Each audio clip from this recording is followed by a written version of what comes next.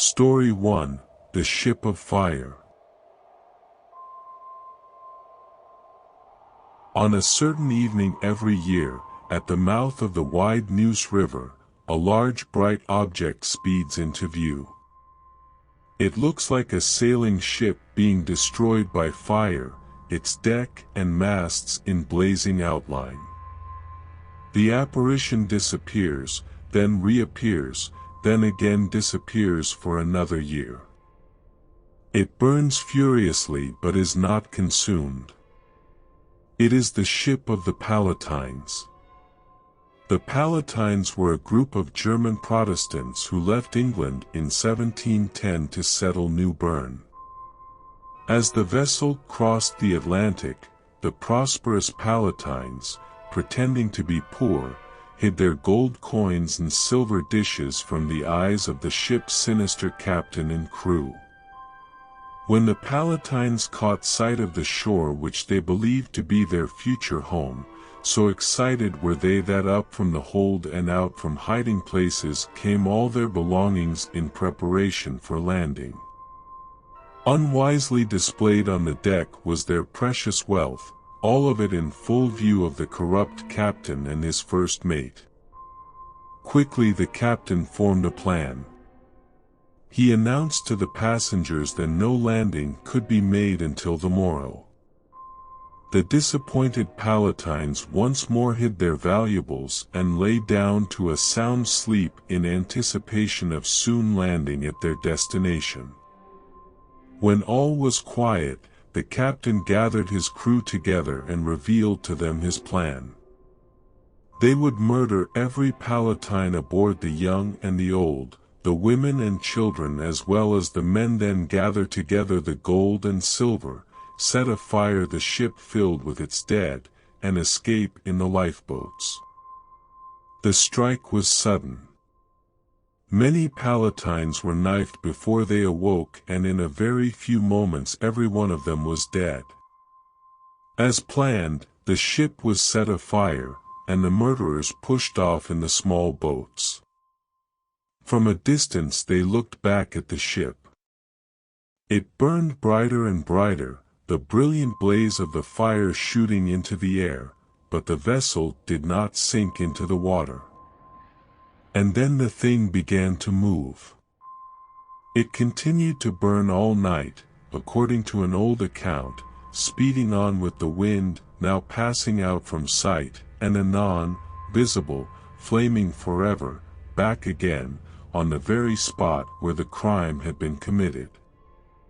With the dawn of day, it had ceased to burn, but there it stood, erect as ever, with the spars, sails, masts, unconsumed, everything in place, but everything blackened, charred.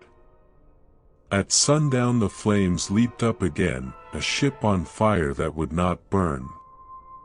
The frightened murderers could bear no more. They abandoned their boats on the bank of the river and fled into the forest. There they and their descendants lived on their ill-gotten spoils. To this day the crime has not been avenged, and so every year on a certain evening the burning ship appears off New Bern, and so it will continue to appear till the blood of the Palatines has been paid for in kind. Story 2: The Devil's Tramping Ground. In a wooded area in western Chatham County, 10 miles east of Siler City, is a well-worn path that forms a ring 40 feet in diameter. The path itself is a foot wide. The center of the circle and the ground outside the path are lush with grass and other plant life, but nothing grows in the foot-wide track. At sunset, when rocks or similar heavy objects are placed in the pathway, they are found the next morning to have been brushed aside. In fall and winter, when rabbit hunters roam the surrounding countryside, their dogs perform joyously until the chase nears the barren circle. Then the dogs tuck their tail between their legs and slink away. They will not go near the spot. Soon after the first settlers came to Chatham County, they discovered the strange site, which soon became known as the Devil's Tramping Ground. This was before 1800. Though no one ever saw him stalking there, it was believed to be the haunt of the foul fiend, who came at night to tramp around and around and around in a circle, his head lowered, his expression intense. It was during these hours that Satan planned his evil schemes to undo mankind. At the first light of morning he was gone, winging his way like a bat across the world to carry out his nefarious purposes. Yet so scorching had been his footprints on the ground of his circular pathway that the soil became infertile, and the nocturnal retreat of the hellish Prince of Darkness was shunned and avoided. Story 3: Specter at the Goldmine. During the Carolina gold rush of the 1830s and 1840s, a miserly old codger called Skinflint McIntosh owned a rich vein in southern Cabarrus County. So tight-fisted was he that he wouldn't pay adequate wages to the miners to dig for the gold, nor would he provide sufficient safety measures to prevent accidents in his mine. The vein of gold was 450 feet down a narrow shaft. One of the best workers in the district was Joe McGee, whom Skinflint kept trying to hire. "If I got killed down there," said Joe, "would you pay my wife Jenny $1,000? "Joe," Skinflint shouted, "I'd pay her $2,000.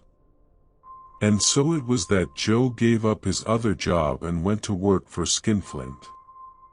One cold, drizzly night, when Joe didn't come home at the usual hour, Jenny became worried. Finally she persuaded Joe's friend Sean to gather up a few men and look for Joe in the mine. They searched the deep hole but found nothing. After several weeks Jenny asked Skinflint for her money. "Oh, no," said Skinflint, "Joe's just gone off somewhere." And he didn't pay her. Soon after, on another bitter night, a loud knock came on Sean's door.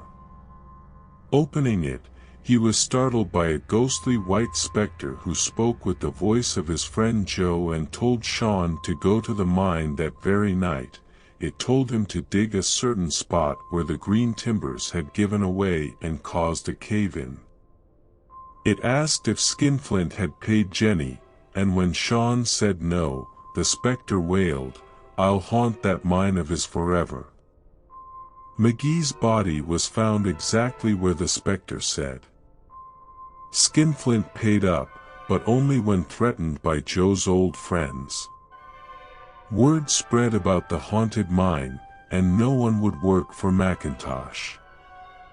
All of this happened 150 years ago, but the gold is still in the mine, as is the specter of Joe McGee. Story 4: The Brown Mountain Lights. As mountains go, low-lying Brown Mountain in Burke County is not impressive. Yet it is one of the most famous mountains in North Carolina.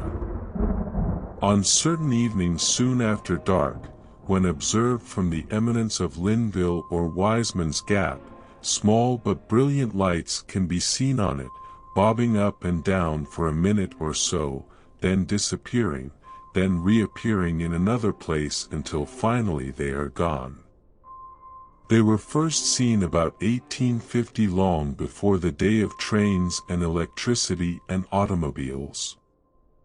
One legend tells of a girl who lived on the mountain with her father. Every night her sweetheart came from the village to see her, tramping through a forest of snakes and vicious animals. On the evening when he was to take her away to be married, she lighted a pine torch and went out to welcome him. He never came. But from then on, at sunset, she raised her flaming torch and darted from here to there on the mountain, hoping to come upon him. After her death, the light of her torch still could be seen on stormy nights. Another legend concerns a wicked man named Jim, whose sweet-tempered young wife Belinda was to have a child. Jim was courting Susie and began to speak harsh words and be cruel to Belinda. One day neighbors noticed that they had not seen Belinda for some while. Jim said she had gone to visit her kinfolk, but the neighbors were suspicious when they discovered bloodstains on the floor of the mountain cabin. Their suspicions were further heightened and an indigent stranger drove away with Jim's horse and wagon.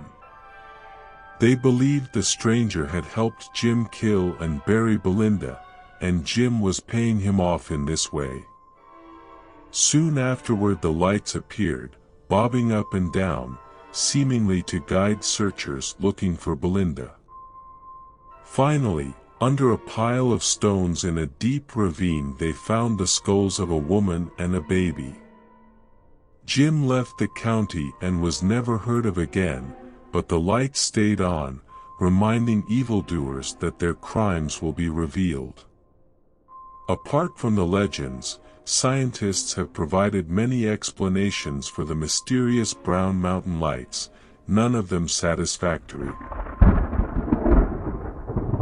Story 5: Headless Maco Light. On a night in 1867, at the small Brunswick County station of Maco, 15 miles west of Wilmington, a slow freight train was puffing down the track. In the caboose was Joe Baldwin, the flagman. A jerking noise startled him, and he was aware that his caboose had become uncoupled from the rest of the train, which went heedlessly on its way. As the caboose slackened speed, Joe looked up and saw the beaming light of a fast passenger train bearing down upon him. Grabbing his lantern, he waved it frantically to warn the oncoming engineer of the imminent danger. It was too late. At a trestle over the swamp, the passenger train plowed into the caboose. Joe was decapitated, his head flew into the swamp on one side of the track, his lantern on the other. It was days before the destruction caused by the wreck was cleared away. And when Joe's head could not be found, his body was buried without it. Thereafter on misty nights, Joe's headless ghost appeared at Maco, a lantern in its hand. Anyone standing at the trestle first saw an indistinct flicker moving up and down, back and forth. Then the beam swiftly moved forward, growing brighter and brighter as it neared the trestle. About 50 feet away it burst into a brilliant, burning radiance. After that, it dimmed, backed away down the track, and disappeared. It was Joe with his lantern, of course. But what was he doing? Was he looking for his head? Or was he trying to signal an approaching train? In 1889, President Grover Cleveland, on a political campaign, saw the mysterious light, as have hundreds of people throughout the years. But in 1977, when the railroad tracks were removed and the swamp reclaimed his haunting grounds, Joe seems to have lost interest in Maco. At least, he has not been seen there lately. Story 6: Girl at the Underpass. Not long ago, but before interstate highways ran around towns and cities, a young man left Greensboro late one night to drive to his old home in Lexington. At that time, just east of Jamestown, the old road dipped through a tunnel under the train tracks. The young man knew the road well, but it was a thick foggy night in early summer and he drove cautiously, especially when he neared the Jamestown Underpass. Many wrecks had taken place at that spot. He slowed down on the curve leading to the tunnel and was halfway through it when his eyes almost popped out of his head. Standing on the roadside just beyond the underpass was an indistinct white figure with arm raised in a gesture of distress. The young man quickly slammed on his brakes and came to a stop beside the figure. It was a girl, young, beautiful, resplendent in a long white evening dress. Her troubled eyes were glaring straight toward him. Obviously she was in need. He jumped from the car and ran around to where she stood motionless. "Can I help you?" "Yes." Her voice was low, "Stranger. I want to go home. I live in High Point." He opened the door, and she got in. As they drove off, he said, "I'm glad I came by. I didn't expect to find anyone like you on the road so late at night. I was at a dance." She spoke in a monotone. "My date and I had a quarrel. It was very bad. I made him drop me back there." He tried to continue the conversation, but she would say nothing more until they were into High Point. "Turn at the next left," she said. "I live 3 doors on the right." He parked before a darkened house, got out of the car and went around to open the door for her. There was no one there. He looked into the back seat. No one. He thought she might have rushed up the sidewalk and out of sight. Confused and undecided about what to do next, he thought it only reasonable to find out if she had entered the house. He went up the steps and knocked on the door. No one came. He knocked again. There was no sound anywhere. After a third knock, through the side panes a dim light appeared from the pitch-black hallway. Finally the door was opened by a white-haired woman in a night robe. "I brought a girl to this house," he explained, "but now I can't find her. Have you seen her? I picked her up out on the highway." "Where?" "At the Jamestown Underpass. She told me she had been to a dance and was on her way home." "Yes, I know," said the woman wearily. "That was my daughter.